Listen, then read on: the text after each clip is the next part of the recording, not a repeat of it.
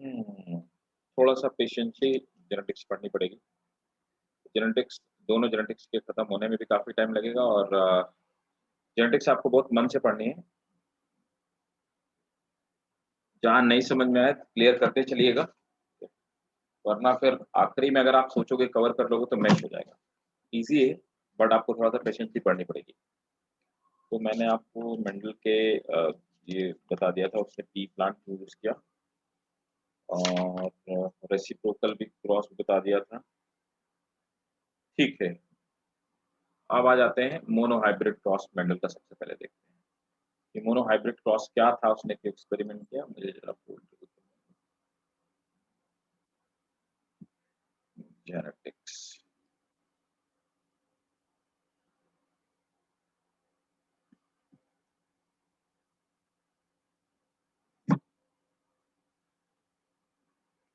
चलिए स्टार्ट करते हैं मेंडल के मोनोहाइब्रिड क्रॉस से। तो देखो मोनोहाइब्रिड, डाइहाइब्रिड और ट्राइहाइब्रिड, हालाँकि हमें आपको जो एग्ज़ाम में पूछा जाता है, वो डाइहाइब्रिड तक होता है। लेकिन मोनोहाइब्रिड, डाइहाइब्रिड या ट्राइहाइब्रिड क्रॉस क्या होती है? पहले हम लोग यही समझते हैं। तो मोनोहाइब्रिड क्रॉस का मतलब क्या होता है?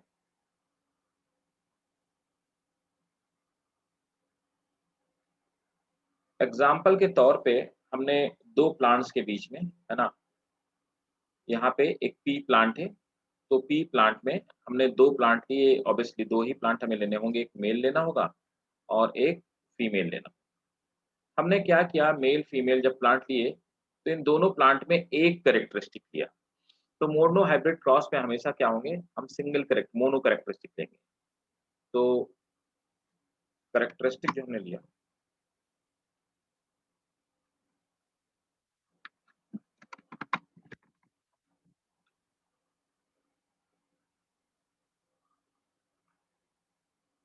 कैरेक्टरिस्टिक जो हमने लिया, वो सिंगल कैरेक्टरिस्टिक लिया।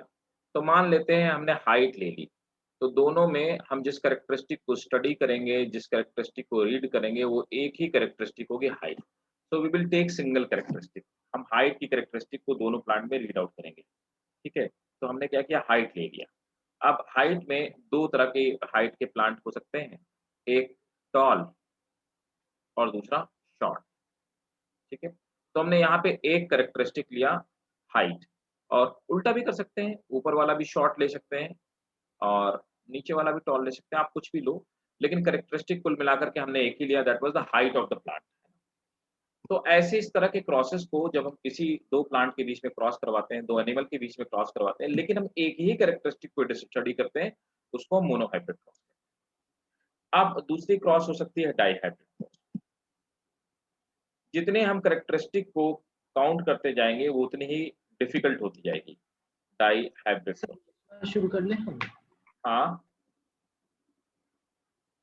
क्वेश्चन लिख डाइहाइब्रिड, लें सर? ये नोट कर लेना, ये पता होना चाहिए, है ना, कि क्यों होता है, कैसे ओके होता है सर। ना? ओके और सर। क्या चीज़ किसको पहले समझ लो ये, लेकिन जेनेटिक्स पूरा समझने वाला खेल है। पी प्लांट हमने फिर से पी प्लांट लिया, अब इस बार क्या है, हमको एक क्रॉस करना है, एक एक्सपेरिमेंट करना है, जो कि डाई हाइब्रिड क्रॉस होगा। अब डाई हाइब्रिड क्रॉस में मतलब 2, तो यहाँ पर भी हम क्या करेंगे, पी प्लांट लेंगे, एक मेल लेंगे और एक फीमेल लेंगे। अब यहाँ पर मेल फीमेल में हम 2 कैरेक्टरिस्टिक यहाँ पे स्टडी करेंगे, किसी भी तरह की। तो मैंने देखो जैसे 2 कैरेक्टरिस्टिक यहाँ पे ले लिया, तो एक तो मैंने ले लिया हाइट ऑफ प्लांट, है ना? हाइट, अब देखो यहाँ पर क्या है, यहाँ पर टॉल अगर मैंने लिया तो कैपिटल एल जीन ले लिया, और यहाँ पर शॉर्ट लिया क्योंकि जीन्स हमेशा पेयर में पाए जाते हैं, और यहाँ पर शॉर्ट लिया तो स्मॉल एल ले लिया, है ना? 1 मिनट होल्ड करना जरा भाई, 1 मिनट दो भाई।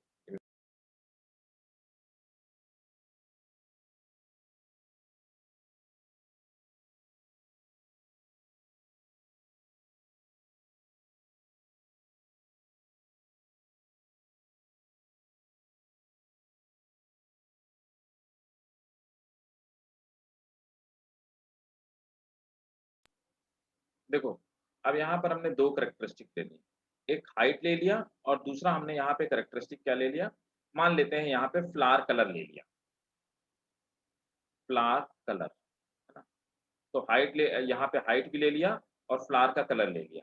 अब देखो हाइट में यहाँ पर आप समझिए मेरी बात को, मैंने 2 कैरेक्टरिस्टिक लिया, हाइट में 2 तरह के प्लांट हो सकते हैं, टॉल, शॉर्ट, और फ्लावर में दो तरह के फ्लावर हो सकते हैं, व्हाइट और वॉयलेट। ठीक है, तो दो तरह के, व्हाइट और वॉयलेट, शॉर्ट और टॉल। ठीक है ना? तो अब क्या हो सकता है, जब हम मेल और फीमेल प्लांट लेंगे, तो सपोज दैट मैंने मेल ले लिया, तो मेल को मैं ऐसे भी ले सकता हूँ, टॉल प्लांट और व्हाइट फ्लावर। ठीक है, या फिर ऐसे शॉर्ट प्लांट और वॉयलेट फ्लावर। ठीक है, ऐसे प्लांट, या इनको मैं वाइसा वर्सा उल्टा भी कर सकता हूँ। ठीक है, लेकिन ऐसी कोई भी क्रॉस जिसमें हम दो कैरेक्टरिस्टिक को रीड कर रहे हैं, इनको हम लोग क्या बोलेंगे, डाई हाइब्रिड क्रॉस। डाइहाइब्रिड। इसी तरह से तीसरी जो क्रॉस होती है, उन्हें हम ट्राई हाइब्रिड क्रॉस कहते हैं। तो अब यहाँ पे आपको समझ में आ गया होगा कि नॉर्मली क्या होता है, ट्राई हाइब्रिड क्रॉस हमको कभी बनाना नहीं होता हमारे नीट में। इवन आपको मैं बता देता हूँ, हमें मास्टर तक भी ट्राई हाइब्रिड क्रॉस बनाना नहीं पड़ता। आप चाहे एमएससी तक भी पढ़ोगे, ठीक है, तब भी आपको ट्राई हाइब्रिड क्रॉस बनाने के लिए कभी नहीं आएगा, है ना? हाँ, ट्राई हाइब्रिड क्रॉस से क्वेश्चन आ सकते हैं, वो बताऊंगा कैसे क्वेश्चन आ सकते हैं। जब मैं आपको डाई हाइब्रिड बता दूंगा तो बता दूंगा ट्राई हाइब्रिड के। तो डाई हाइब्रिड के रेशियो के बेसिस पे ही हम ट्राई हाइब्रिड का भी आंसर दे सकते हैं, लेकिन वो हमें कभी पैरेट स्क्वायर या कभी भी क्रॉस बनाने के लिए नहीं दिया जाएगा। ऐसा किसी के मन में अगर क्वेश्चन हो तो आप भूल जाइए। ऐसा इवन मास्टर तक, आप एमएससी करेंगे बॉटनी से करो, चाहे जूलॉजी से करो, चाहे लाइफ साइंस से करो, आपको ऐसा कभी भी नहीं पूछा जाएगा कि आप एक ट्राई हाइब्रिड क्रॉस ड्रॉ करके दिखाओ, है ना? क्योंकि ट्राई हाइब्रिड क्रॉस ड्रॉ करने का मतलब वो आपके पेज से बाहर ही निकल जाएगी। तो ट्राई हाइब्रिड क्रॉस में देखो, मान लो पी प्लांट ले लिया, तो यहाँ पर अब आपको पता है कि हम लोग कितनी कैरेक्टरिस्टिक लेंगे, यहाँ पर 3 कैरेक्टरिस्टिक लेंगे।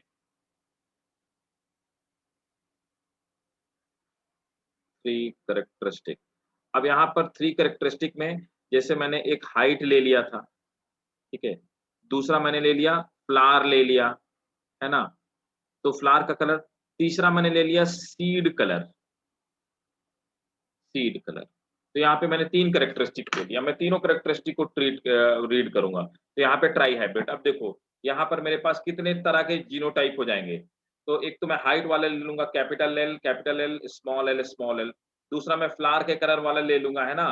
तो मान लो वॉयलेट और व्हाइट फ्लावर होते हैं, तो वॉयलेट का मैंने ले लिया कैपिटल डब्ल्यू, व्हाइट का ले लिया स्मॉल डब्ल्यू। इसी तरह से सीड कलर दो तरह के हो सकते हैं, एक येलो हो सकता है और ग्रीन भी हो सकता है। आपने देखा होगा मटर के जो बीज होते हैं वो दो तरह के होते हैं, एक येलो हो गया, दूसरा हो गया ग्रीन हो गया। तो यहाँ पर फिर मैं क्या लूंगा, कैपिटल वाई येलो वाले के लिए, और स्मॉल वाई ग्रीन वाले के लिए लूंगा।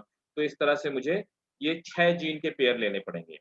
ठीक है, यस सर। एक और बात,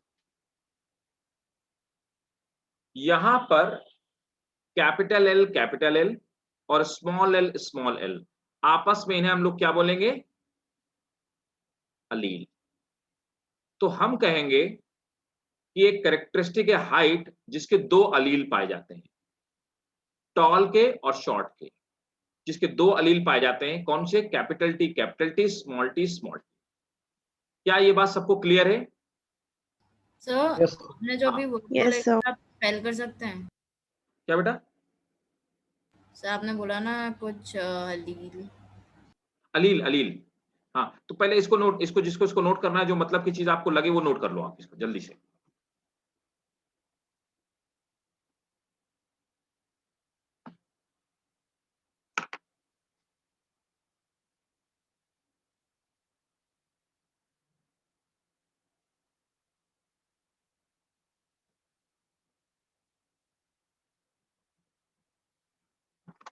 एक्सक्यूज मी सर। जी, बोलो बेटा। सर हम अगर एक पर्टिकुलर पी लेते हैं फॉर एग्जांपल, तो फिर हम कैसे बता सकते हैं कि वो मोनोहाइब्रिड क्रॉस के थ्रू आया या फिर डाई हाइब्रिड क्रॉस के थ्रू आया? वो हमें ये हम नहीं बता सकते, हमें क्या करना पड़ेगा, पहले हमको उसको प्योर हमें क्रॉस करवानी पड़ेगी, क्योंकि नेचर में जो वैरायटीज पाई जाती है वो सब इम्प्योर हैं। तो पहले, अब धीरे धीरे उसको हम लोग बैक क्रॉस कहते हैं, है ना? तो पहले हम लोग क्या करेंगे, हमको प्योर वैरायटी बनाने के लिए बहुत सारे, ये एक्सपेरिमेंट शुरू करने के पहले बहुत सारा काम करना पड़ता है जेनेटिक्स में। पहले तो मुझे एक ऐसा प्लांट चाहिए जो प्योर टॉल हो, जिसके अंदर दोनों टॉल के कैपिटल एल जीन्स हो। पहले वो मुझे बनाना पड़ेगा, फिर मुझे कैपिटल स्मॉल एल वाला बनाना पड़ेगा, फिर मैं दोनों के बीच में क्रॉस कराऊंगा। समझ गए ना? Okay sir. सर इसलिए बोलते हैं ना कि Mendel was blessed by God, क्योंकि उसे सारे प्योर मिले थे। मैं वही तो बोल रहा हूँ, मेंडल को कुछ पता ही नहीं था, he was blessed with God, क्योंकि अलग अलग उसने जो जो कैरेक्टरिस्टिक लिए सब अलग अलग क्रोमोसोम में लोकेटेड थे, इसलिए बोलते हैं हम लोग।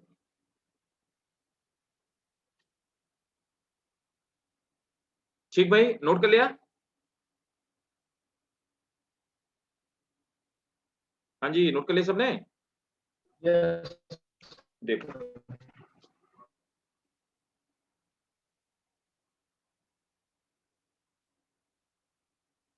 यस यस, हाँ मैत्री, यू आर राइट। देखो, अब मैंने आपसे कहा कि सपोज दैट मेरे पास, अब मैं मटर वटर की बात नहीं करता हूँ, कोई मतलब मटर की ही बात कर ले, चाहे कुछ भी ले लो यार। हमने एक कैरेक्टरिस्टिक लिया हाइट, किसी प्लांट का या किसी एनिमल का। अब हम उसकी हाइट देख रहे हैं, तो एक टोटल जो सबसे लंबा वाला प्लांट है, तो टॉल वाला प्लांट है, तो मान लो वो टॉल वाला प्लांट है।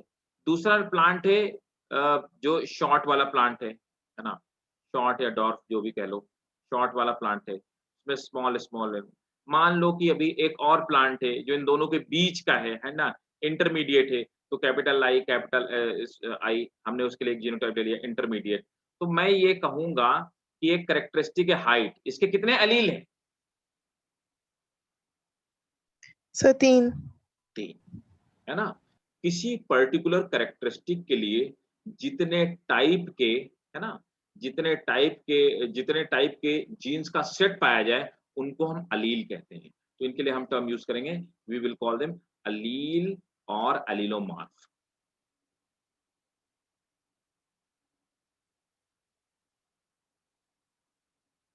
अलील और एलिलोमॉर्फ समझ में आ गया ना?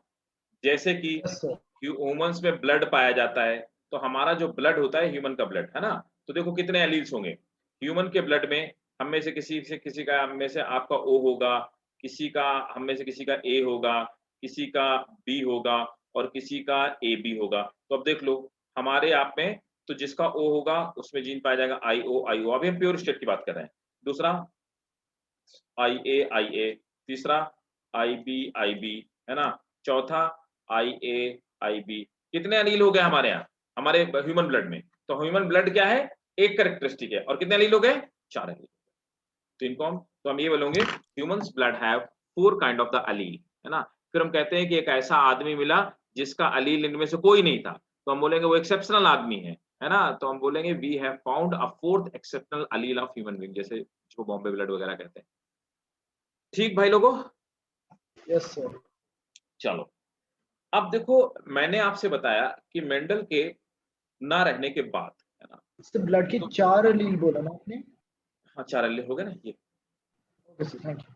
आई ओ, आई ए बी और ए और B. Okay sir, thank you. ठीक, अब देखो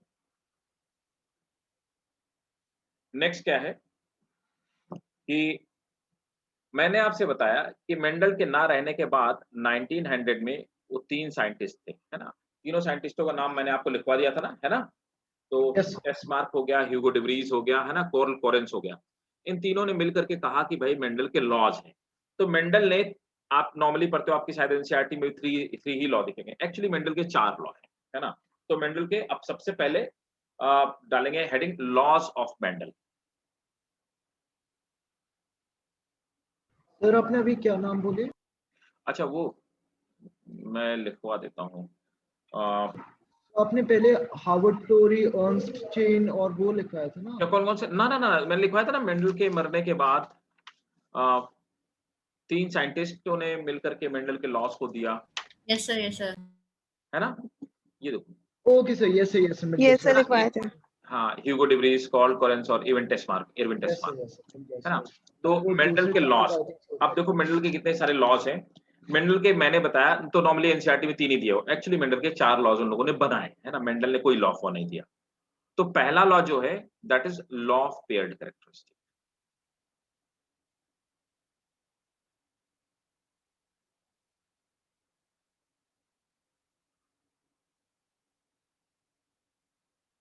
law of paired characteristic. Second law जो मेंडल का है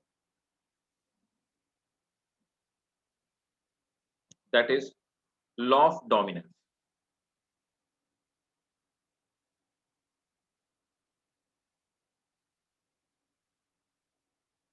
है ना। थर्ड लॉ मेंडल का है, that is law of segregation.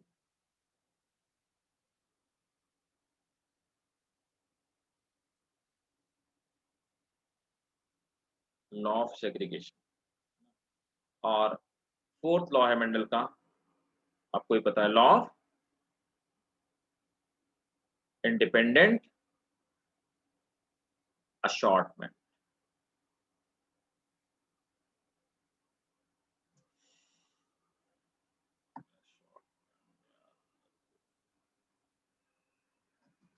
क्या चक्कर है, इसी से काम नहीं कर रहा। नोट करो।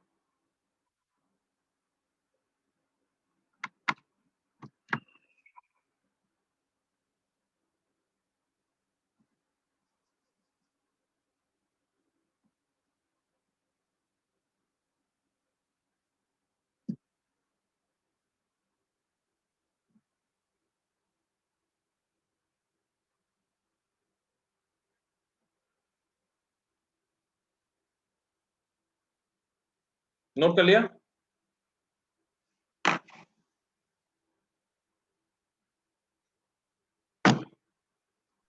Yes, sir.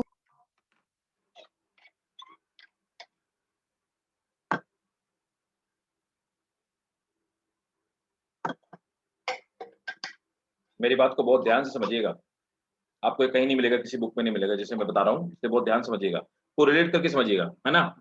ये बहुत कंफ्यूजिंग चीज है और उतना इजी भी है। देखो, अब मेंडल का, अगर मैं आपसे क्वेश्चन पूछूं कौन सा ऐसा क्रॉस है जो मेंडल के फर्स्ट लॉ को प्रूव करता है, या मैं ये पूछूं कि कौन सा ऐसा लॉ है जो मेंडल के फर्स्ट लॉ को डिफाई करता है, वो इसका एक्सेप्शन है ना।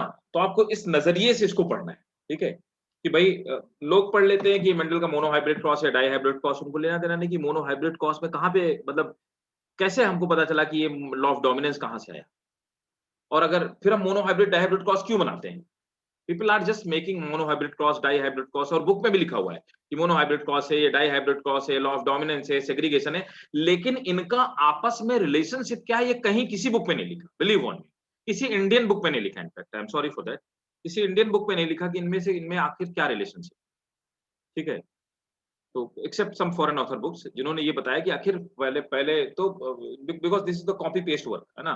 तो दे हैवंट टोल्ड एनीथिंग कि इनमें क्या आपस में रिलेशनशिप। आप समझिए बात को, हम मोनोहाइब्रिड क्रॉस इसलिए बनाते हैं क्योंकि हमें प्रूव करना होता है मेंडल के दो पहले वाले लॉ। हालांकि ये तीसरे लॉ को भी वो करता है, रिफ्लेक्ट करता है, लेकिन ये प्रूफ नहीं कर पाता है ना। अब देखते जाना कौन कौन। तो सबसे पहले डालो लॉ ऑफ डोमिनेंस, है ना। अब देखो भाई लोग, लॉ ऑफ डोमिनेंस को कैसे पता किया गया, और लॉ ऑफ पेयर्ड कैरेक्टरिस्टिक, है ना। तो सबसे पहले डालेंगे लॉ ऑफ पेयर्ड कैरेक्टरिस्टिक, पहला डोलो और लिख लो इसको, law of paired characteristic. This is the first law of heredity, this is the first law of heredity. The law of paired factors, क्योंकि मेंडल को जीन्स के बारे में पता नहीं था। लॉ ऑफ पेयर्ड फैक्टर्स और law of unit factors, law of paired factor और law of unit factor.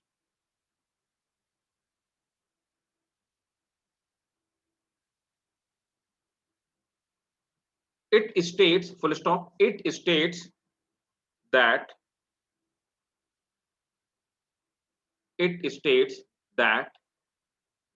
various characteristic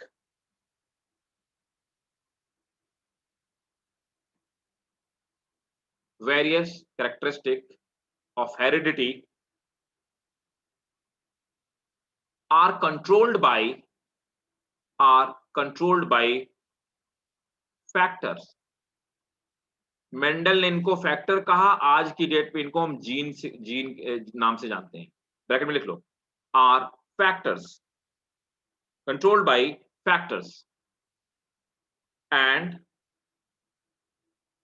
there is a pair of factors, there is a pair of factor for there is a pair of factor for each characteristic. Clear? तो Mendel ने कहा कि भाई साहब characters, हर characters के लिए कुछ physical चीज पाई जाती है, उसको हमने बोला फैक्टर। और फैक्टर कभी अलग नहीं पाए जाएंगे, हमेशा पेयर में पाए जाएंगे। आप देखिए, हम आप जितने डिप्लॉयड ऑर्गेनिज्म हैं, हम सब में क्रोमोसोम्स पेयर में पाए जाते हैं नॉर्मली। तो यही बात मेंडल ने कही। एंजियोस्पर्म्स की बात की जाए, चाहे हम आप वर्टिब्रेट्स की बात की जाए, हम सब में कैरेक्टरिस्टिक पेयर में पाए जाते हैं। ये बात मेंडल ने बहुत पहले कह दी गई थी, जब उनको ना तो जीन्स के बारे में पता था, ना क्रोमोसोम के बारे में पता, ना ही मियोसिस माइटोसिस के बारे में पता था। तो उन्होंने अपने पी प्लांट के एक्सपेरिमेंट के ये कंक्लूड कर दिया। अब आप समझ सकते हो कितने इंटेलिजेंट टाइप के आदमी थे। ठीक है, तो इसी में लिख लो, Mendel did not know for even gene और chromosome. Mendel did not know for even gene और क्रोमोसोम।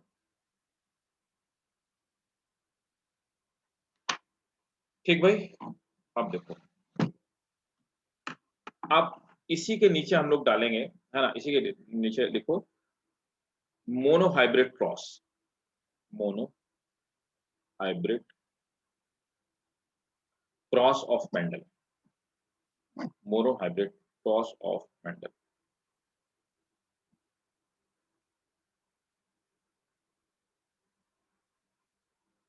तो मोनोहाइब्रिड क्रॉस में अब हमने थोड़ी देर पहले पढ़ा कि इसका कि मतलब हम एक ही कैरेक्टरिस्टिक लेने वाले हैं। तो हमने क्या किया, इस मोनोहाइब्रिड क्रॉस में एक कैरेक्टरिस्टिक ले ली, हाइट ऑफ प्लांट। तो हमने देखा पी के जो प्लांट होते थे, मेंडल ने देखा कि पी के जो प्लांट होते थे, कुछ प्लांट 10 से 12 सेंटीमीटर के कुछ होते थे, कुछ से 7 से 8 सेंटीमीटर के होते थे। तो उसने बोला कि इसका मतलब कि अगर हाइट के हिसाब से देखी जाए तो मटर की 2 वैरायटियां पाई जाती हैं, पी की 2 वैरायटियां पाई जाती हैं। तो अब उसने क्या किया कि एक प्लांट ले लिया, कैपिटल टी और कैपिटल टी। तो उसने ये हाइट के 2 जीन्स पाए, 2 एलील पाए जाते हैं, कैपिटल टी और दूसरा स्मॉल टी और स्मॉल टी। तो एक प्लांट उसने ले लिया कैपिटल टी और दूसरा ले लिया स्मॉल टी। ये बात प्रूव करती है कि क्या बोलते हैं, इसलिए लिया गया क्योंकि इसको पेयर कैरेक्टरिस्टिक जो पाए जाते हैं वो पेयर में पाए जाते हैं। अब क्या होता है, मेंडल ने कहा कि ड्यूरिंग गैमीट फॉर्मेशन बीच फैक्टर, तो ये क्या हो गया, this is law of paired factor. This is paired factor, law of paired factors. अब यहां पर देखिए, मेंडल ने कहा, मेंडल को मियोसिस फ्यूसिस के बारे में कुछ भी नहीं पता था, मैंने आपको बताया उसको कुछ भी ऐसा आइडिया नहीं था, लेकिन मेंडल ने उसी जमाने में बता दिया था कि characters are found in pair but during gamete formation, है ना। तो हम लोग इस जनरेशन को जिसको हम लोग रिप्रोड्यूस कराते हैं उसे पी जनरेशन कहते हैं। पी जनरेशन का मतलब होता है पैरेंटल जनरेशन। तो उसने बोला कि during gamete formation factors get separated. तो यहां पर कब हुआ, फैक्टर कब सेपरेट होते हैं, अब तो हमको पता है कि फैक्टर कब सेपरेट होते हैं, गैमेटोजेनेसिस में। तो अब इसके बाद गैमेटोजेनेसिस होती है।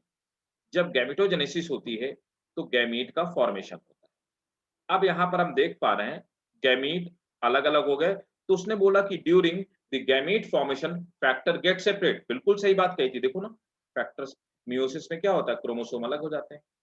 तो यहां पर जब गैमीट बनी तो दोनों फैक्टर अलग अलग हो गए, ठीक है ना। अब देखते जाइएगा, ये 2 फैक्टर अलग अलग हो गए। अब हम क्या कहेंगे कि अगली जो जनरेशन होगी, तो ये तो पेरेंट थे, पेरेंट में गैमीट बने, गैमीट फ्यूज करेंगे। अब अगली जनरेशन जो होगी उसको हम लोग बोलते हैं F1 जनरेशन। F1 जनरेशन का मतलब होता है filial one generation, filial one generation. तो अब जो अगली जनरेशन है उसको हम F1 जनरेशन कहेंगे। अब यहाँ पर हम लोग क्रॉस करवाते हैं। जब हम यहाँ पर क्रॉस करवाते हैं तो हम देखते हैं कि देखिए, पहले इस कैपिटल टी को लेते हैं, इसके साथ में क्रॉस करा देते हैं, फिर दोबारा फिर से क्या करते हैं, इस कैपिटल टी को लेते हैं और इसी के साथ क्रॉस करा देते हैं। तो हमने देखा कि दोनों का रिजल्ट क्या आया, capital T small T, capital T small T. अब फिर हमने क्या किया, अब हमने क्या किया, इस वाले को ले लिया, हमने इस वाले को लिया, इस दूसरे वाले को, इसको लेकर के पहले इसके साथ में क्रॉस कराया, फिर हमने क्या किया, फिर से इसको पकड़ा और इसके साथ क्रॉस कराया, है ना। अब हमने फिर से दूसरे ऑफ स्प्रिंग का फॉर्मेशन किया, तो यहाँ पर भी क्या आया, capital T small T, capital T small T. तो देखो यहाँ पर क्या था, ये कौन है, होमोजाइगस, ये भी क्या है, होमोजाइगस। अब यहाँ पर सब जीन कैसे हैं, किस तरह के हैं, कैसा पेयर है, heterozygous, very good, heterozygous condition है। तो ये हेट्रोजाइगस कंडीशन है। अब यहाँ पर हमने देखा कि हमने तो क्या किया था, एक टॉल प्लांट लिया था और दूसरा शॉर्ट प्लांट लिया था, ठीक है, हमने दो तरह के प्लांट लिए थे। लेकिन हमने देखा कि F1 जनरेशन में कोई भी प्लांट शॉर्ट नहीं है, कैसे हैं, ऑल टॉल, सब कैसे हैं, all सभी, tall, हाँ सभी टॉल हैं, है ना। और किस तरह से, ऊपर सब थे होमोजाइगस और ये कैसे हैं, हेट्रोजाइगस, ठीक है। तो दिखने में सब टॉल हैं। तो अब देखो यहाँ पर हम क्या करेंगे कि हम इसके दो तरह के रेशियो निकालते हैं। तो पहले हमने फिनोटिपिक रेशियो निकाला।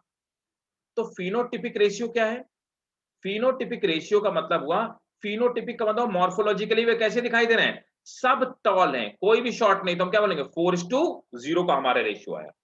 इसके बाद हमने क्या किया, जीनोटिपिक रेशियो निकाला।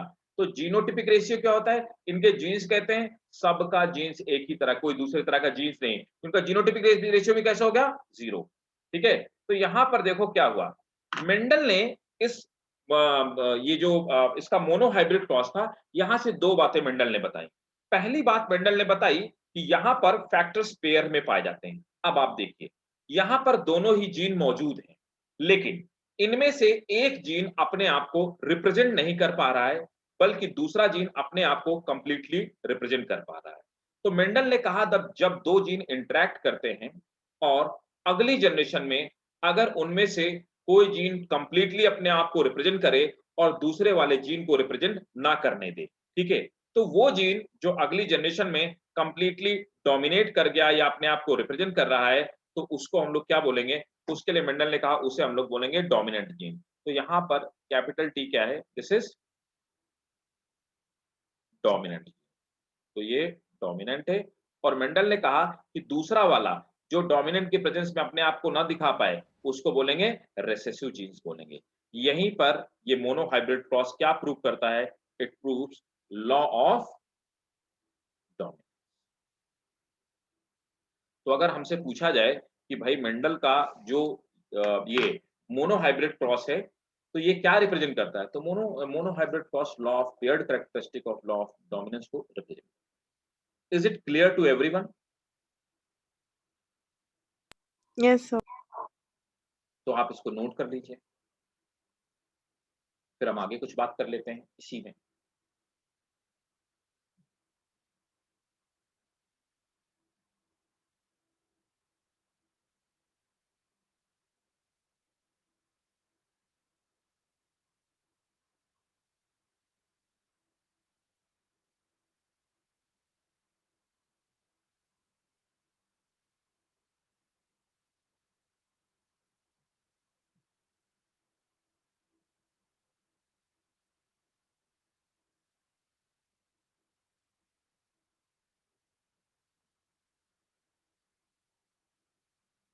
सब लोगों को समझ में आ रहा है ना?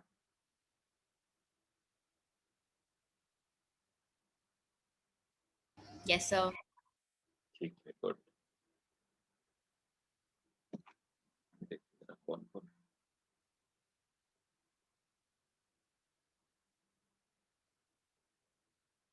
ईशा, देव्यांशी, देव्यम, सब लोग को समझ में आया? Yes sir. Yes, sir. Okay, चलिए, सही है।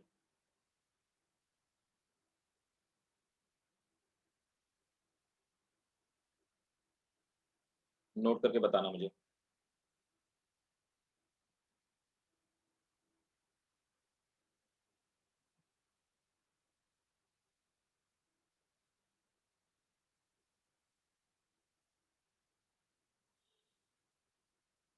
done sir, डन, कर लिया सब लोगों ने?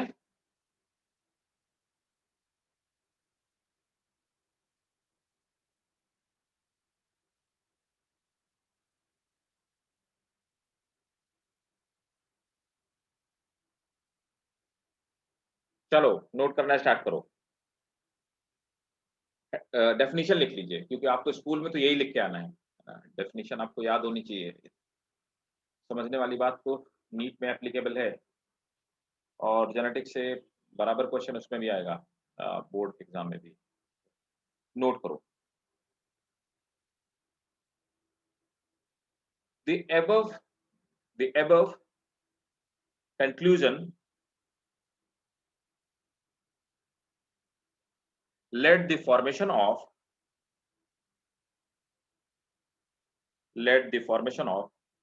second law of heredity,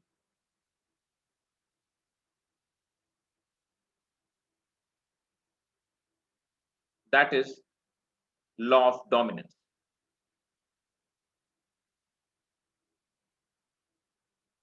It states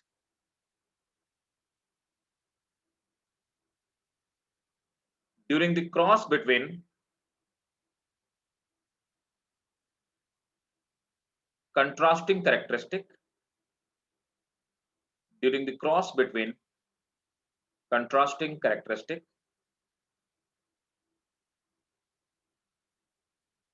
one character Excuse me, sir. during the cross between contrasting characteristic. Sir हाँ बोलो मैत्री। क्रॉस के बाद, यस सर क्रॉस के बाद आपने क्या बोला? Cross between contrasting characteristic, during the cross between contrasting characteristic, one factor in a pair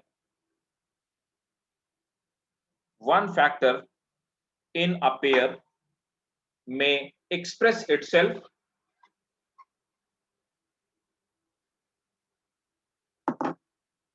and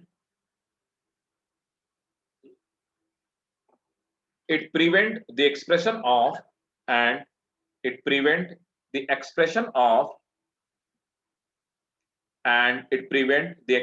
of another factor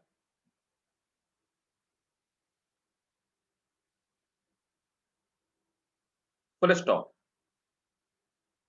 The factor express itself is called dominant one, and the unexpressed factor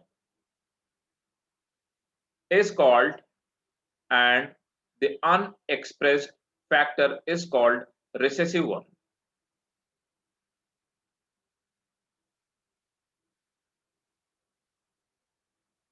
ठीक भाई,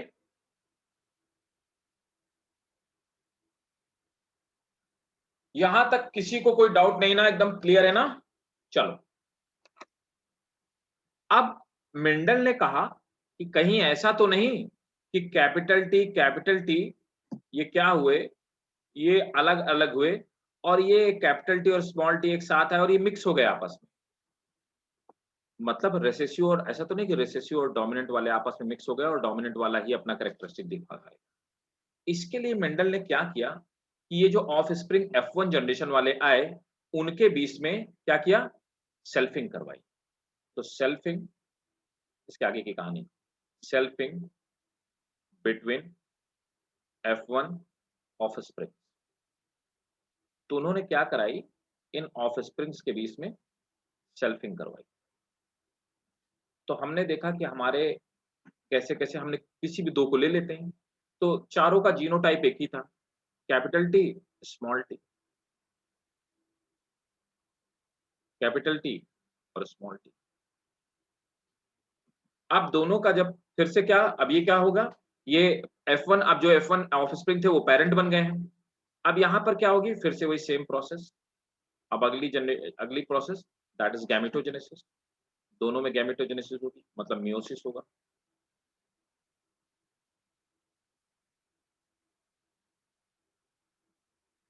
अब gametogenesis हुई, gamete का formation होता है, capital T small T, capital T अब देखो ये जो गैमीट्स हैं, है ना, ये क्या करते हैं, ये आपस में इंटरमिक्स हो जाते हैं।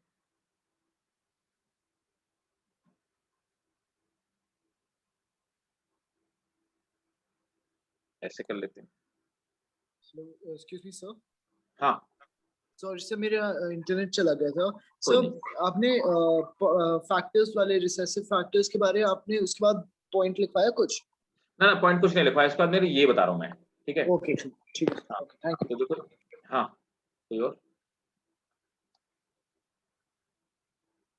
देखो, अब यहाँ पर क्या है कि पहले हमने फिर से इस वाले को पकड़ा और इससे क्रॉस करवा दिया, ठीक है।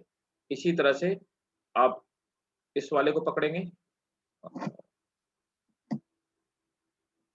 You. Selfing between F1 offsprings लिखा है। हाँ F1 ऑफ स्प्रिंग, तो हमने उन्हीं के बीच में सेल्फिंग करवाई, ये देखने के लिए कि कैपिटल टी स्मॉल टी कहीं आपस में मिक्स तो नहीं हो गए, दोनों एक साथ रह रहे हैं, है ना।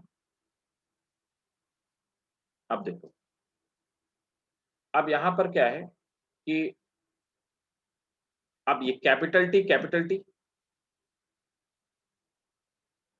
अब इसका कैपिटल टी के साथ मैंने स्मॉल टी के साथ कराया, capital T small T, capital T small T, small T small T, यहां पर स्मॉल टी फिर से अलग हो गए।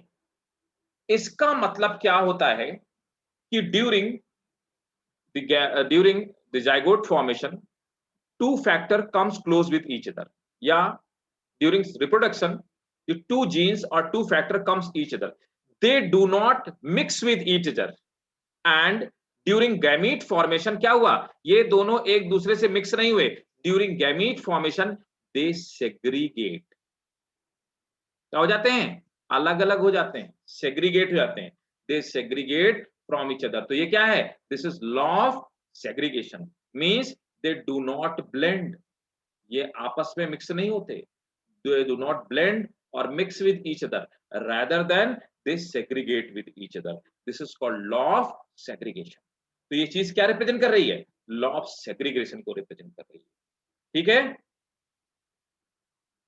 यहीं पे एक चीज और बता देता हूं, चलो पहले यहीं पर समझो। तो अब देखो, अब यहां पर हमने देखा कि ये तीनों कैसे हैं आपस में, टॉल है कि नहीं है, और ये कैसा है, Dwarf. हाँ शॉर्ट है, डॉर्फ प्लांट है, ठीक है। अब यहां पर एक और चीज देखने लायक है कि यहां पर जो देखने लायक दूसरी चीज है, इसका जीनोटाइप अलग है, इन दोनों का जीनोटाइप अलग है। तो यहाँ पे तीन तरह के जीनोटाइप हैं, कैपिटल टी मतलब होमोजाइगस डोमिनेंट एक है, यही है ना, हेट्रोजाइगस डोमिनेंट दो हैं,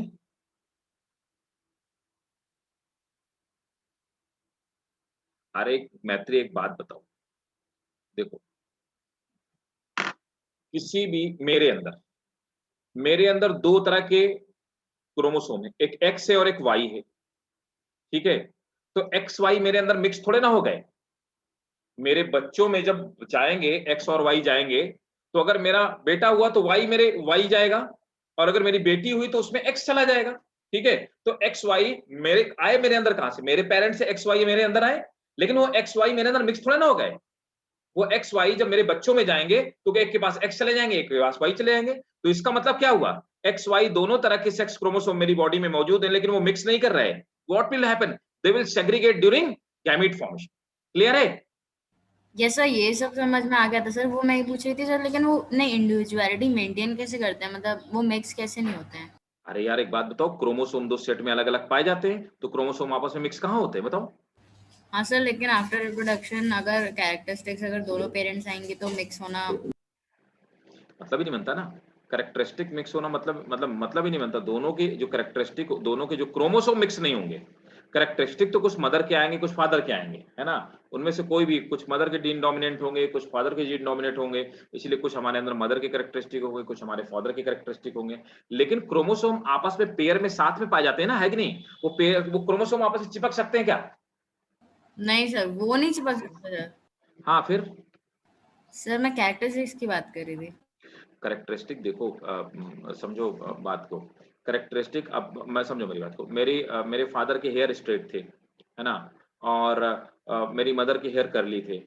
मेरी फादर की आईज ब्लैक है, मेरी मदर की आईज ब्लू हैं, ठीक है ना, right. Father like he is tall, mother is short, है ना। तो अब मेरे अंदर तो जीन दोनों आ रहे हैं, है ना, स्ट्रेट हेयर का भी आ रहा है और कर्ली हेयर का भी आ रहा है। अब इन दोनों में जो डोमिनेट करेगा वो कैरेक्टरिस्टिक मेरे अंदर होगी। ब्लू और ब्लैक आइज का दोनों का जीन मेरे अंदर है, लेकिन अब उसमें से जो डोमिनेट करेगा, तो हो सकता है इनमें से कोई मदर का डोमिनेटिंग जीन हो, कोई फादर का डोमिनेटिंग जीन हो। तो हो सकता है कि मेरे फादर से, अब मेरे अंदर टोटल, मैं मान लेता हूं कि मेरे अंदर टोटल जो कैरेक्टरिस्टिक है 100 कैरेक्टरिस्टिक है, लेकिन फादर के अंदर से जो जीन आए उनमें 70 डोमिनेंट जीन थे। तो मेरे अंदर ज्यादा कैरेक्टर किसके होंगे? फादर के होंगे। फादर। 30 मदर के आए तो डोमिनेंट जीन, तो 30 मदर की कैरेक्टरिस्टिक होंगी। तो ये रेशियो फिक्स नहीं है, ये डिपेंड करता है कि डोमिनेंट जीन किसके अंदर से ज्यादा है। अब ओके। समझे? तो कैरेक्टरिस्टिक तो मेरे अंदर इंटरमिक्स हैं, अब समझे, लेकिन जीन्स मेरे अंदर इंटरमिक्स नहीं है। Yes sir. समझ आया? ठीक है। अब देखो, तो यहां पर ये कैसा है, दिस इज होमोजाइगस टॉल,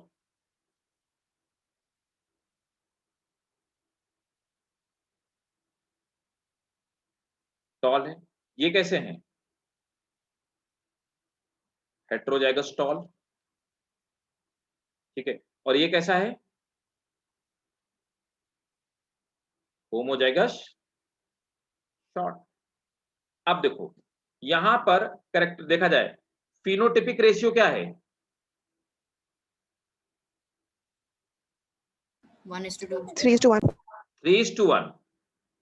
अच्छा टॉल का। 3 टॉल एंड 1 डॉर्फ। और जीनोटिपिक रेशियो क्या है? 1:2:1. राइट, 1:2:1, ठीक है। और इसको हम लोग क्या बोलेंगे, कौन सी जनरेशन है? F2 generation, filial F2 generation. तो मोनो हाइब्रिड क्रॉस का जो F2 जनरेशन होगा वो किस लॉ को प्रूव कर रहा है?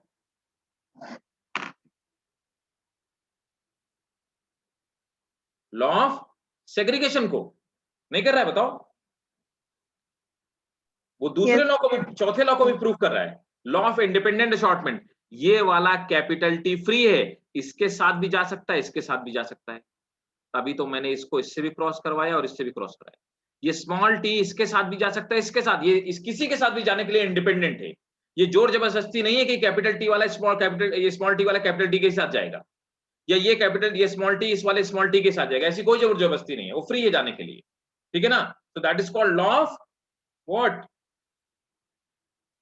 Independent Independent. असॉर्टमेंट। समझ आ गया कि नहीं आ गया?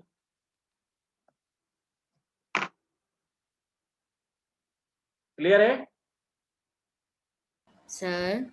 हाँ। Yes, सर एक yes, और sir. बात पूछनी थी सर, वो आपने हाइट के बारे में कहा था सर, लेकिन सर मोस्टली डॉक्टर्स या फिर पता नहीं सर बोलते हैं कि पेरेंट्स और मतलब जो भी पेरेंट्स उनकी एवरेज हाइट के होते हैं बच्चे, और मे बी एक्सेप्शंस में ज़्यादा टॉल हो सकते हैं या ज़्यादा शॉर्ट हो सकते हैं। नहीं, एक्सेप्शनल केस में they may be more short more tall, अगर किसी तरह का डिफॉर्मेशन हुआ। अदरवाइज वो पेरेंटल जीन्स पे डिपेंड करता है। वो पेरेंट, क्योंकि वो हमारे अंदर तो जीन्स कैरेक्टरिस्टिक जो होते हैं वो पेयर में ही आते हैं, एंड दैट इज प्रूवन। तो मतलब ये एवरेज हाइट वाली बात सही नहीं है ना? No no no, that is wrong, that is completely wrong. Okay sir. Note कर लिया सबने?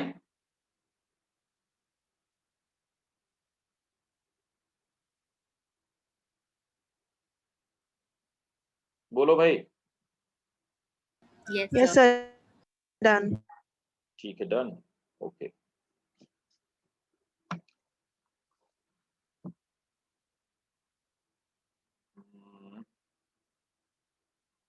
एक मिनट, लॉ ऑफ डोमिनेंस मैंने आपको पढ़ा दिया, लॉ ऑफ सेग्रीगेशन नहीं पढ़ा था।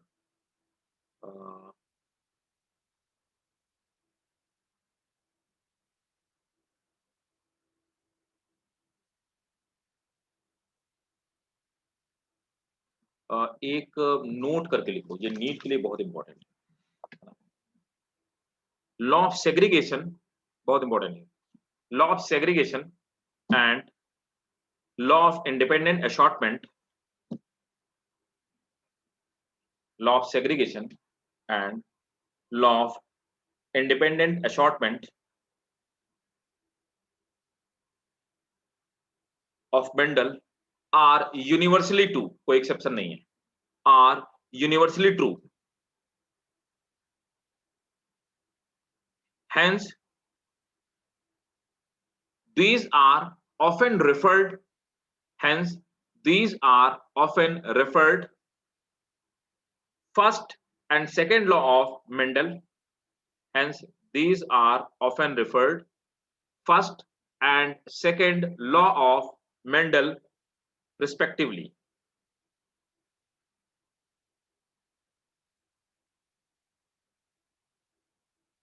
ठीक है, principle of,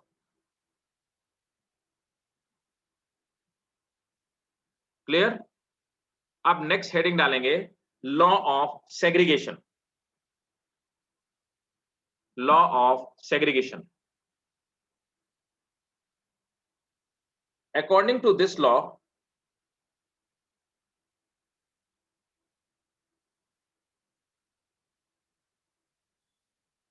the two alleles,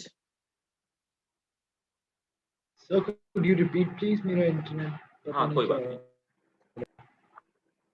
according law of segregation, according to this law, two alleles controlling each characteristic, according to this law, two alleles controlling each characteristic, two alleles controlling each characteristic maintain the identity, maintain their identity in organism,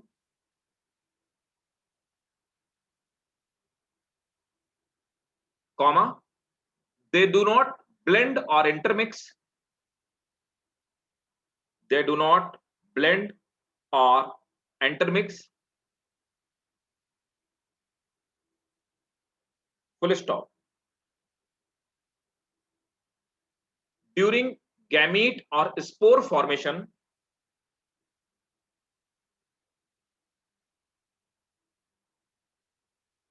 meiosis takes place.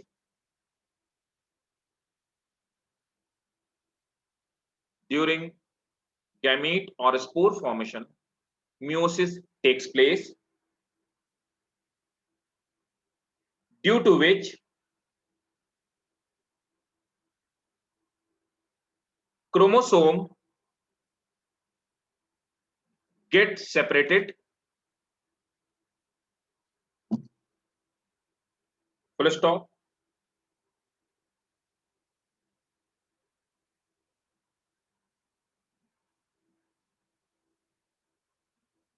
और next point लिखेंगे, the law of segregation is also known as, law of segregation is also known as law of purity of gamete. Law of segregation also known as law of purity of gamete. Sir, could you repeat full stop के बाद? Full stop के बाद क्या लिखा था मैंने, क्या लिखा था, बोलो कोई भाई। The law of segregation is also known as law of purity of gamete. तो ये मैंने आपको बता दिया लॉ ऑफ, क्लियर है क्या, कोई डाउट बताओ, कहीं पे भी डाउट हो एकदम बिल्कुल क्लियर करते हुए चलिए।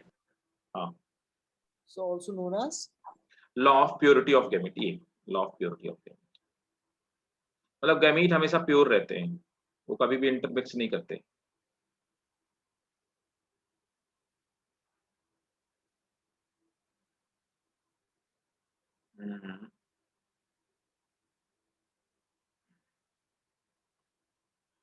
और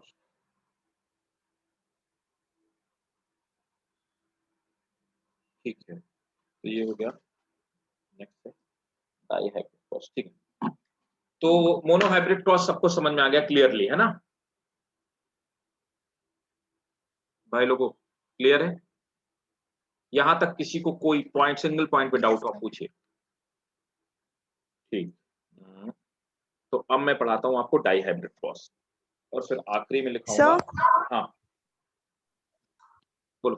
सर आपने उस पॉइंट में बताया था, बोलो किस पॉइंट में? सर आपने उस पॉइंट में बताया था कि लॉ ऑफ सेग्रीगेशन और law of independent assortment universally true है। तो सर हाँ क्या यूनिवर्सल, पहला वाला लॉ जो आपने बताया वो यूनिवर्सली ट्रू नहीं है? राइट, वो यूनिवर्सली ट्रू नहीं है। अभी थोड़ी देर मैं मतलब नेक्स्ट क्लास में आपको बताऊंगा, जैसे मैं आपको पढ़ाऊंगा। अब मैं वही बोल रहा हूँ कि ये समझ हमें पैदा करनी जेनेटिक्स में, जिसने ये समझ पैदा कर दी उसका 100% सब क्वेश्चन सही हो जाएंगे। देखो अब लॉ ऑफ डोमिनेंस जो है ना, हम लोग पढ़ेंगे को डोमिनेंस, है ना। एक फिनोमेना में पढ़ाऊंगा को डोमिनेंस, और एक पढ़ाऊंगा मैं ये क्या बोलते हैं, को डोमिनेंस, और एक और है बताऊंगा, मुझे याद नहीं आ रहा भाई। तो को डोमिनेंस जैसे मैं पढ़ाऊंगा, तो को डोमिनेंस इसका एक्सेप्शन है लॉ ऑफ डोमिनेंस का, इनकम्प्लीट डोमिनेंस, सॉरी। तो को डोमिनेंस और इनकम्प्लीट डोमिनेंस दो मैं लॉ पढ़ाऊंगा नेक्स्ट क्लास में। वो दोनों अगर पूछा जाए वो है क्या, क्यों पढ़ते हैं हम लोग जेनेटिक्स में, कहीं नहीं लिखा क्यों पढ़ते हैं, या वो है क्या चीज, कहीं नहीं लिखा। ये समझ आपको डेवलप करनी है कि लॉ ऑफ डोमिनेंस और लॉ ऑफ डोमिनेंस और लॉ ऑफ पेयर्ड कैरेक्टरिस्टिक ये सब जगह ट्रू नहीं है। अगर ये 100 यूनिवर्सली ट्रू होते तो ट्रांसजेंडर का फॉर्मेशन नहीं होता। और सर जैसे रिसेसिव जीन, ब्लू आइड लोग नहीं होते, वो सब भी तो रिसेसिव जीन्स होते हैं। कौन से? ब्लू आइड लोग सर, ब्लू आई हाँ कलर, ब्लू आई, ग्रीन आई, हाँ सब रिसेसिव जीन्स के वजह से होते हैं। तो ये मतलब जो दो लॉ है ये मेंडल के फर्स्ट जो दो लॉ हैं, ये यूनिवर्सली ट्रू नहीं है, ठीक है। बहुत सारे ऑर्गेनिज्म ट्रिप्लॉइड होते हैं, बहुत सारे ऑर्गेनिज्म हैप्लॉइड ही होते हैं। अब वहां पड़े पेयर्ड कैरेक्टरिस्टिक कहाँ पाए जाते हैं?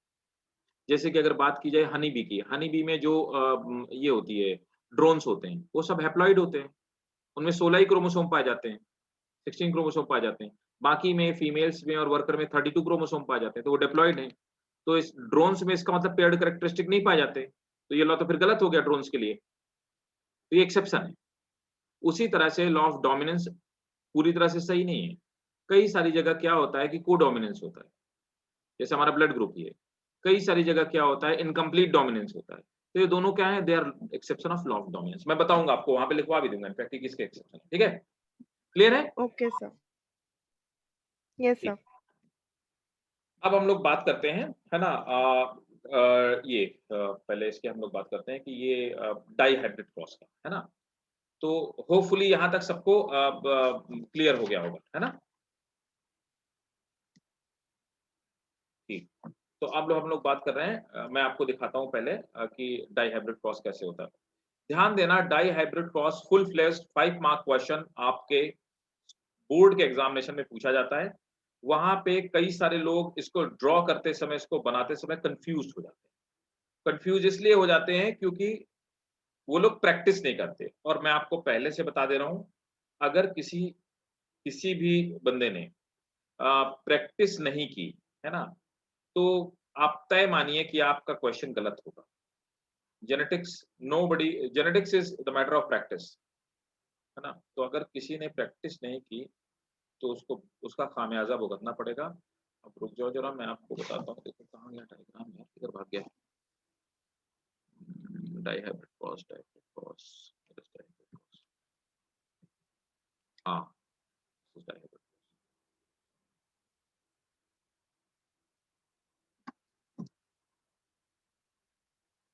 देखो भाई लोगों, अब ये समझ में नहीं आएगा, है ना। ये देखो, समझो बात को। तो सबसे पहले क्या है, यहाँ पर हमने क्या किया, डाई हाइब्रिड क्रॉस बनाने के लिए हमने दो कैरेक्टरिस्टिक। तो पहले मैं यहीं पे समझाता हूं, मेरी बात को गौर से एकदम बिल्कुल पूरा फोकस आपका यहीं पे चाहिए। Very simple. देखिए, तो सबसे पहले क्या है कि हमने पी का प्लांट लिया, और पी प्लांट में हमने दो कैरेक्टरिस्टिक ले ली। वो दो कौन कौन से कैरेक्टरिस्टिक हैं? सीड का कलर, तो सीड के कलर में दो तरह के कलर पाए जाते हैं, कौन कौन से? येलो और दूसरा ग्रीन।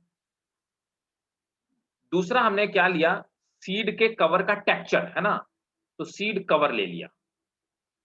मटर के सीड में दो तरह के कवर पाए जाते हैं, एक कवर वो होते हैं जो स्मूथ होते हैं, राउंड होते हैं, देखा होगा आपने, और दूसरे कैसे होते हैं, रिंकल। अब हमने क्या किया कि सीड का जो कलर है ना, तो सीड के कलर के लिए, ये देखो सीड का कलर, तो सीड के कलर के लिए, तो कलर में मैंने आपको बताया कि दो तरह के कलर है ना, एक येलो। अब यहां पर ये मैं आपको एडिशनली बता रहा हूं, येलो डोमिनेंट है, तो हमने ले लिया कैपिटल वाई और कैपिटल वाई। और दूसरा क्या है, ग्रीन है, ग्रीन वाला है रिसेसिव, तो हमने ले लिया स्मॉल वाई स्मॉल वाई। इसी तरह से सीड का जो कवर है, तो सीड कवर जो है वो दो तरह का है, एक है रिंकल, पहले वो लिख लेता हूं डोमिनेंट वाला, एक है राउंड और दूसरा है रिंकल। राउंड वाले के लिए ले लेनी मैंने कैपिटल आर, और रिंकल वाले के लिए स्मॉल आर, है ना। तो वही देखो, ये पहला वाला कौन है, ये पहला वाला जो है, दिस इज पहले पेरेंट में, ये क्या है, येलो है, और कैसा है, राउंड, मतलब इसके अंदर दोनों डोमिनेंट कैरेक्टरिस्टिक है। ये वाला कैसा है, ग्रीन है, और कैसा है, रिंकल्ड है।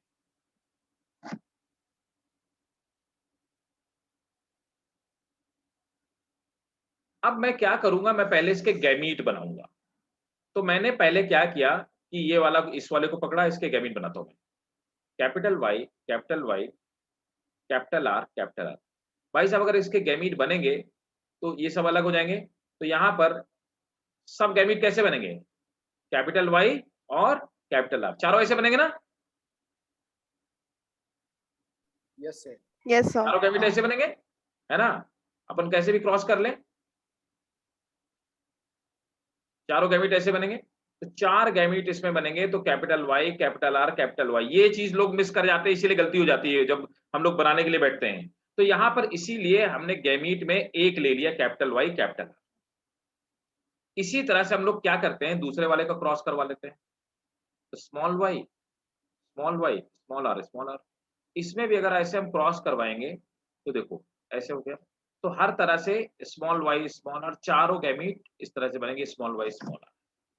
तो कुल मिलाकर के जब कैपिटल वाई कैपिटल आर के हम लोग गैमीट बना रहे हैं, तो चार गैमीट बनेंगे, कैपिटल वाई कैपिटल आर, चार गैमीट इसके बनेंगे, और इसी तरह से स्मॉल वाई स्मॉल आर, चार गैमीट इसके बनेंगे। क्लियर है भाई?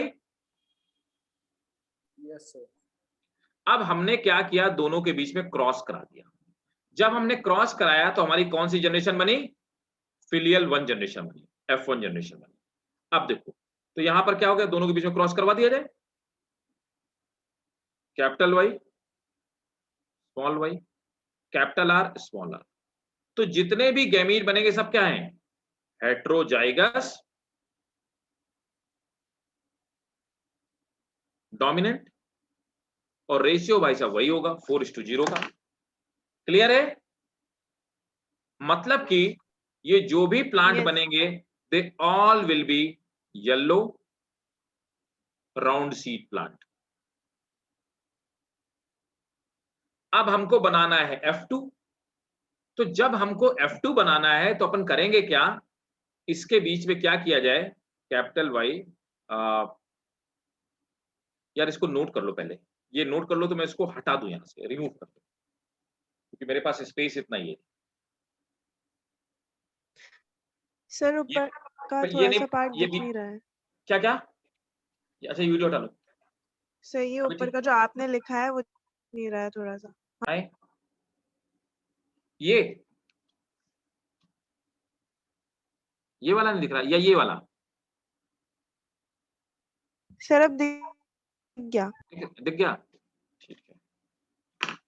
तो पहले ये डायग्राम नहीं बनाना अभी, है ना, ये डायग्राम नहीं नोट करना अभी, पहले ये कहानी नोट करनी है, पहले ये वाला नोट करना है, ये फिर ये वाला नोट करो, F1 गैमीट फॉर्मेशन, ऐसे लिखना है F1 gamete formation.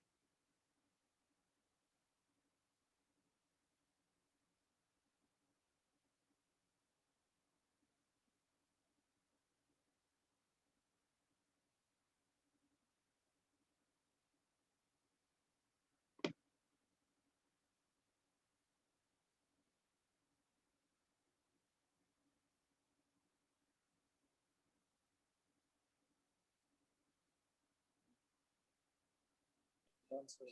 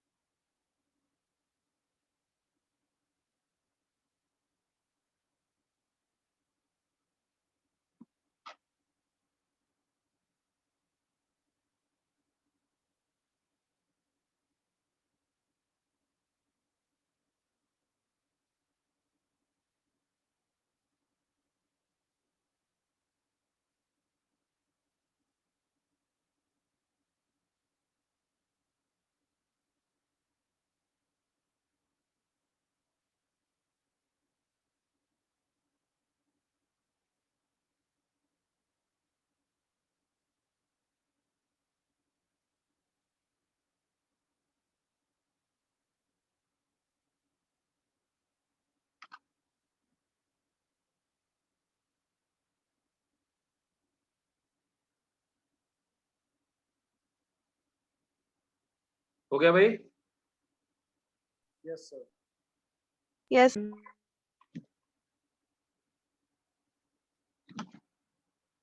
Okay,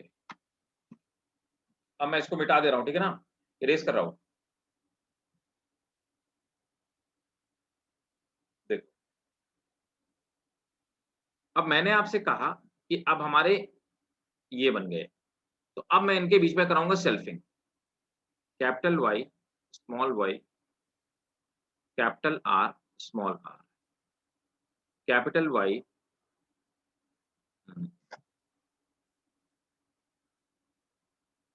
capital Y small Y capital R small. तो भाई पहले इन पे सेल्फिंग कराने से पहले इनके गैमीट तो बना लिए जाए, है ना। अब इनके गैमीट बनाया जाए।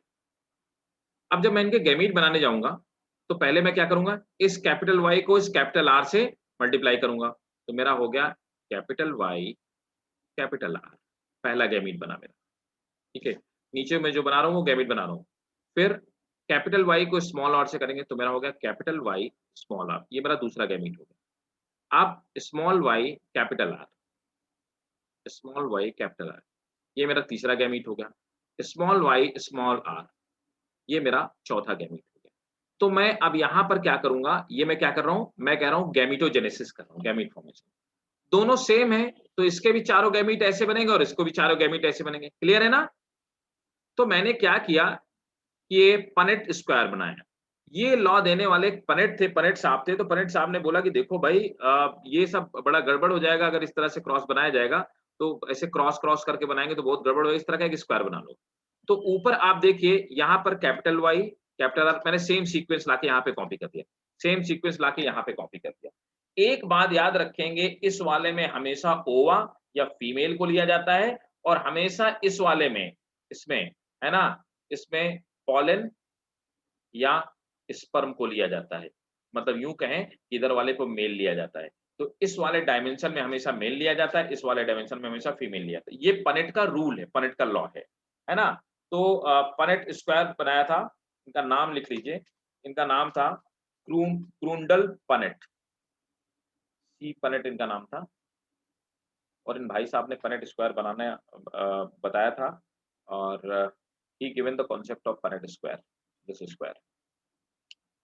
अब हम क्या करते हैं, बहुत गौर से यहाँ पे समझिए, पनेट स्क्वायर पे आप अपना फोकस कीजिए। अब मैं आपसे ये कह रहा हूँ कि मैंने क्या किया, कैपिटल वाई इसका इसका इसका मल्टीप्लिकेशन इसमें किया, तो capital Y capital R capital Y capital R. अब इसका मल्टीप्लाई इसमें किया, कैपिटल वाई कैपिटल आर, देखो capital Y capital R small R. फिर इधर आओ, इसका मल्टीप्लिकेशन इसमें किया, तो capital Y capital R small R. इस तरह से मल्टीप्लाई, फिर इसका मल्टीप्लाई इसमें किया, capital Y small Y capital R, capital Y small R small R. फिर इसका मल्टीप्लाई इसमें करेंगे, यहाँ रखेंगे, इसका मल्टीप्लाई इसमें करेंगे, यहाँ रखेंगे, इसका मल्टीप्लाई करेंगे, यहाँ रखेंगे। इस तरह से आप देखोगे तो जब हम ये टोटल हमारे 16 ऑफस्प्रिंग बनेंगे। Out of this 16, 9 are the dominant one. कौन है? Yellow round. 1 is the recessive one, pure recessive जो है ना। बाकी 3 कौन है? बाकी 3 दोनों का मिक्स है। येलो राउंड हो गया, सॉरी ग्रीन राउंड हो गया और येलो रिंकल्ड हो गया। बाकी तीनों कौन है? हेट्रोजाइगस है। तो यहां पर F2 का जीनोटाइप जो रेशियो है, जीनोटिपिक रेशियो है, वो क्या है भाई साहब? Genotypic ratio 9:3, sorry phenotypic ratio, I am sorry for that, not genotype. Genotype तो इसका पूरा अलग अलग है, वो नहीं लिखते, वो नहीं बना सकते हम लोग। तो यहाँ पर F2 का फिनोटिपिक रेशियो जो है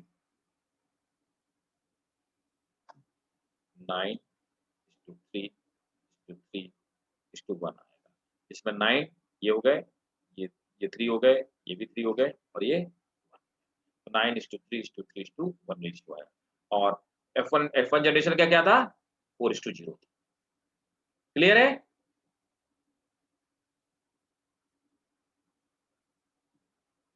बोलो Yes, भाई, sir. ये आपके एनसीईआरटी में भी दिया हुआ है। सबको क्लियर है क्या?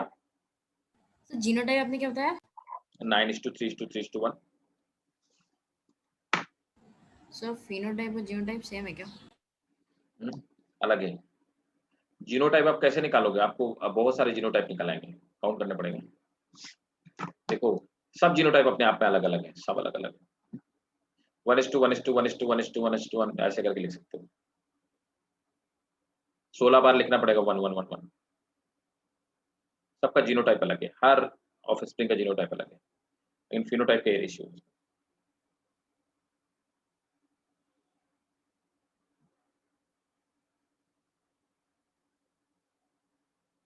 Done, sir. सर हाँ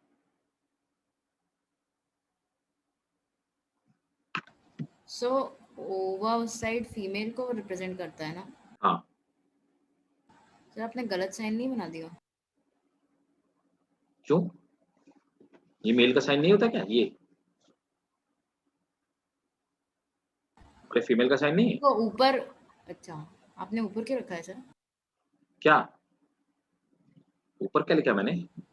सर ये वो क्या है? नीचे होगा ना क्या नीचे होगा? सर, वो पोलन स्पर्म। घूसा मारेंगे तुम्हारे एक। अच्छा, ये ओवा यहाँ पे होगा और पॉलिनिस्पर्म भी यहाँ पे होगा। नहीं नहीं नीचे सर, उसके नीचे सर, जहाँ यहाँ पे, पर। यहाँ पे यस सर। नहीं भाई, गैमीट तुम यहाँ पे लिखोगे और ये पॉलिनिस्पर्म यहाँ लिखोगे। सर नहीं अरे सर। अरे ग्राफ थोड़े ना है। अच्छा सर, एक्चुअली हमने 10th में ऐसा लिखा था, तो मैं बस पूछ रही थी कि ऐसा ना नहीं। ना ना वो गलत है। हाँ ये perfect, this is the perfect, तभी तो मैं तुमको बता रहा हूँ हाईलाइट करके बार बार, this is the perfect way, है ना। यहाँ पर मेल वाले स्पर्म लिखे जाएंगे और यहाँ पे लिखे जाएंगे हमेशा। जब भी स्कूल में लिखना, बोर्ड में ये लिख के आना कि ये फीमेल गैमीट से और ये मेल गैमीट है। हमेशा मेल गैमीट ऊपर ऐसे लिखे जाएंगे, फीमेल ऐसे लिखे जाएंगे। मल्टीप्लीकेशन तो अपन ऐसे करेंगे ना, वैसे कौन मल्टीप्लाई करता है? ऐसा थोड़ा ना होता है। This is the actual way of writing Punnett square. तभी तो मैं जोर दे रहा हूं कि इसको ऐसे ही लिख के आना जैसे लिख बना हुआ है। इसको नोट करके भाई बताओ सब लोग।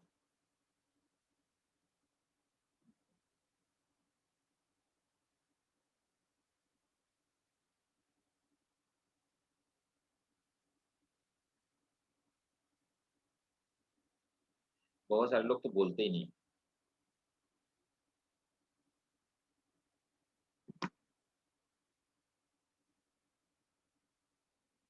कौन गायब कौन हो गए?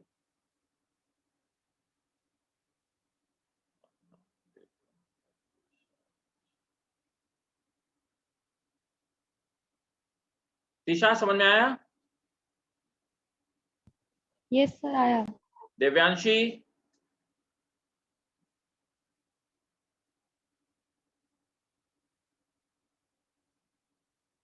क्लियर है? तो सबने नोट कर लिया? चलो Yes, sir. तो नीचे एक चीज लिखो, conclusion of dihybrid cross.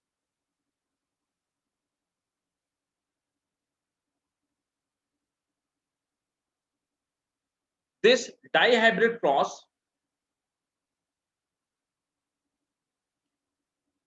led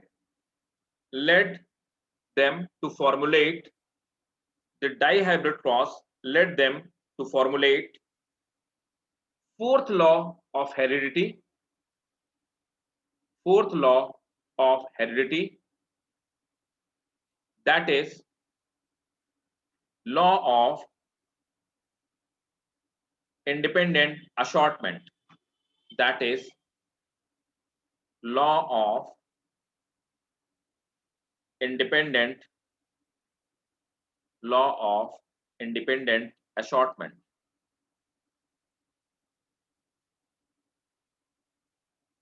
Law of independent assortment. Full stop. This law states that the factor of each characteristic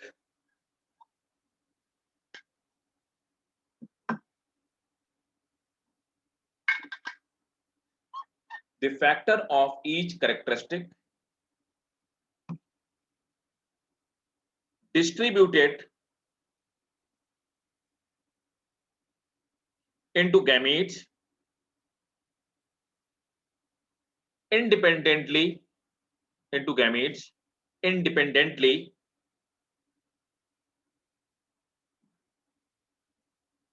of factor of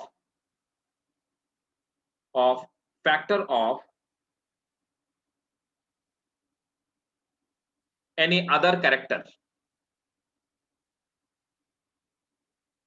Full stop. Sir independently के बाद Independently of the factors of other characteristic. क्या मतलब हो भैया? इसका ये मतलब हुआ कि येलो वाला इस बात की बिल्कुल गारंटी नहीं देता राउंड वाले को कि भैया हम आपके साथ जाएंगे। येलो वाला कहता है मेरा मन होगा मैं तुम्हारे साथ रहूंगा, राउंड वाले से कहता है कि मेरा मन होगा मैं तुम्हारे साथ रहूंगा, मेरा मन होगा मैं रिंकल वाले के साथ चला जाऊंगा, इसलिए चला भी गया। तो येलो वाला रिंकल, ये तीन जो है ना, ये बताते हैं कि कोई बाउंडेशन नहीं है, कोई कॉन्ट्रैक्ट नहीं है कि येलो वाला हमेशा राउंड वाले के साथ जाएगा, येलो वाला रिंकल वाले के साथ भी आता है। इसी तरह से ग्रीन वाला इस बात की गारंटी नहीं देता कि मैं रिंकल वाले के साथ में रहूंगा।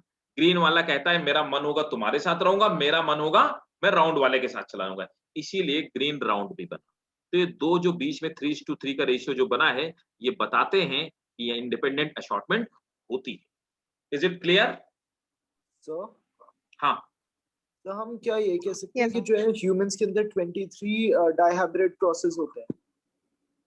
ह्यूमन के अंदर 23 डाई हाइब्रिड नहीं, हमारे अंदर तो मल्टीपल हाइब्रिड क्रॉस होते हैं। रीजन क्या होता है? हमारे जैसा हमारा एक क्रोमोसोम हो गया है ना, अब समझो हमारे एक क्रोमोसोम में बहुत सारे जीन पाए जाते हैं, हजारों जीन पाए जाते हैं, लाखों जीन पाए जाते हैं। तो यहाँ पर आप समझो अगर इसमें हो सकता है कि इस अकेले क्रोमोसोम में 100 कैरेक्टरिस्टिक और इस वाले क्रोमोसोम में भी 100 कैरेक्टरिस्टिक हो, तो क्या 100:100 हो गया? समझ गए? ओके सर, तो मतलब एक जीन के अंदर एक कैरेक्टरिस्टिक नहीं होती, एक जीन में बहुत सारी होती है। एक जीन में एक कैरेक्टरिस्टिक भी हो सकती है और बहुत सारी कैरेक्टरिस्टिक भी हो सकती है। एक और बात बता दूं, ये भी मैं बताऊंगा, ये एनसीईआरटी में नहीं है। एक जीन कई सारी कैरेक्टरिस्टिक को रिप्रेजेंट कर सकता है, एक जीन कई सारी कैरेक्टरिस्टिक को रिप्रेजेंट कर सकता है, और एक कैरेक्टरिस्टिक को बहुत सारे जीन मिलकर भी रिप्रेजेंट कर सकते हैं। क्लियर है बात? Okay sir, yes sir. एक और बात है, एक क्रोमोसोम में सैकड़ों जीन्स पाए, हजारों जीन्स पाए जाते हैं, और हो सकता है कि एक क्रोमोसोम 1000 कैरेक्टरिस्टिक को या 100 कैरेक्टरिस्टिक को रिप्रेजेंट करता हूं। ठीक है? Okay sir, yes. इसलिए हम आप बहुत कॉम्प्लेक्स ऑर्गेनिज्म है। हमारा आपका जो क्रॉस होता है, अब आप समझिए कि ह्यूमन जीनोम जो प्रोजेक्ट था, इनको जीन को मैप करने के लिए हम आखिरी में यही पढ़ाएंगे आपको, ह्यूमन जीनोम प्रोजेक्ट में करोड़ों डॉलर का खर्चा हुआ और बहुत टाइम लगा और बहुत सारे वर्ल्ड के साइंटिस्टों की टीम लगी, तब वो जाकर के ह्यूमंस की क्रोमोसोम को मैप कर पाए, बता पाए कि भाई साहब ये पहला क्रोमोसोम, इसमें यहाँ पे ऑन जीन, यहाँ पे ये जीन, यहाँ पे ये जीन पाया जाता है। यस उसी सर, को अब हम तो लोग सर ह्यूमन जो है जीनोम, वो एडिट भी करने लग गए हैं जीन्स को, हाँ, क्रिस्पर है ना। राइट, जीन एडिटिंग पॉसिबल है।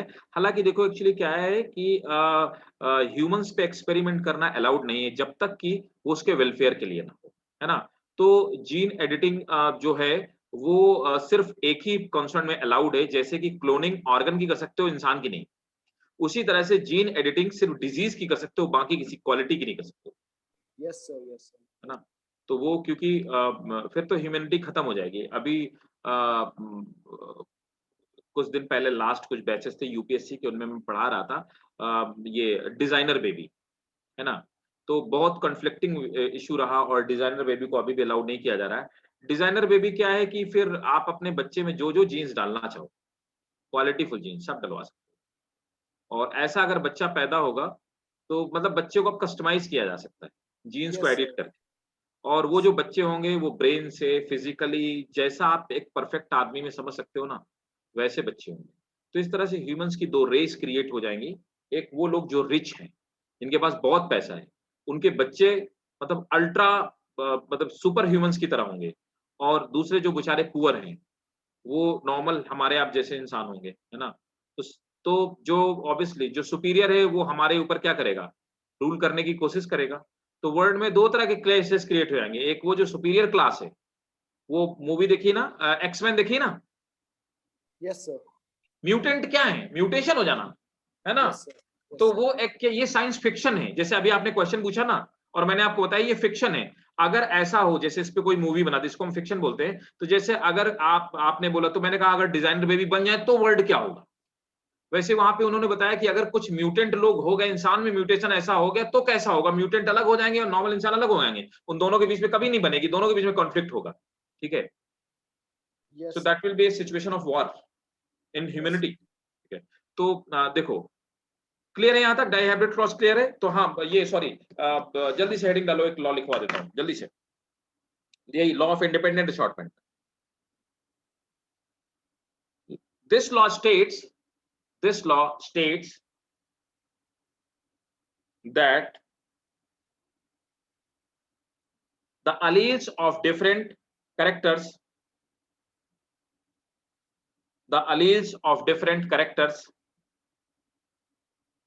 located in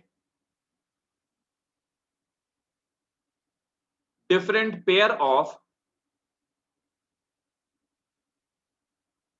homologous chromosome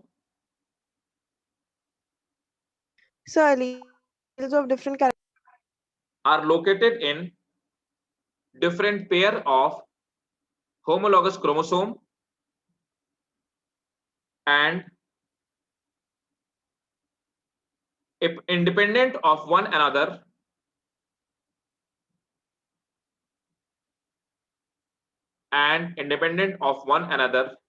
during their segregation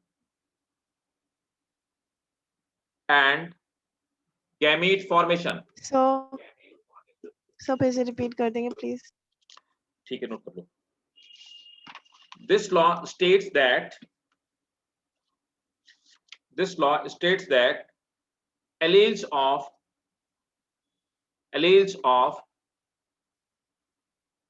different characters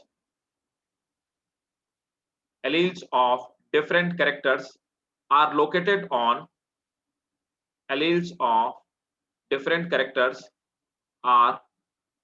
located on homologous chromosomes are independent of one another in their segregation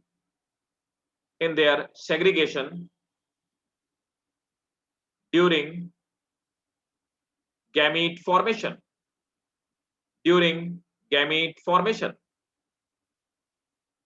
clear है भाई? सो मैंने आपको मोनोहाइब्रिड क्रॉस बता दिया, डाई हाइब्रिड क्रॉस बता दिया, first law, second law, third law, fourth law. ठीक है? And I have explain everything. Clear? किसी को कोई डाउट? No sir. इसको घर जाके बढ़िया से पढ़िएगा, सही से समझिएगा, जैसे मैंने समझाया वैसे समझिएगा। अगर आप जेनेटिक्स समझ जाते हैं तो 80 मार्क्स आपके हैं। अगर आप जेनेटिक्स रट लेते हैं तो 40 नंबर आपके हैं 80 में से, 40 मार्क्स यू विल गेट। इससे ज्यादा 40-50 ज्यादा नहीं आप पा पाओगे। और अगर आप नहीं समझते हो, सिर्फ रट्टा ही मार लेते हो, है ना, मतलब डेफिनेशन रट लिया, यकीन मानो जेनेटिक्स का क्वेश्चन वो बच्चा नहीं कर सकता है। So what we have exactly do, we have to understand only, हमें रट्टा नहीं मारना। डेफिनेशन तो आप खुद कंपोज कर सकते हो यार, कोई रटने वाली चीज थोड़े ना है कि नहीं। ठीक भाई, तो पढ़िएगा, समझिएगा, और अगर आपको कोई प्रॉब्लम लगे तो मुझसे क्लास में पूछिए। Yes sir, thank you sir. ठीक है, थैंक यू सर, बाय मिलते हैं नेक्स्ट सर। क्लास में। वेलकम बेटा, चलो bye Okay, bye, good night sir. All of you, take care, bye बेटा, bye Bye, sir. Bye bye bye, take care.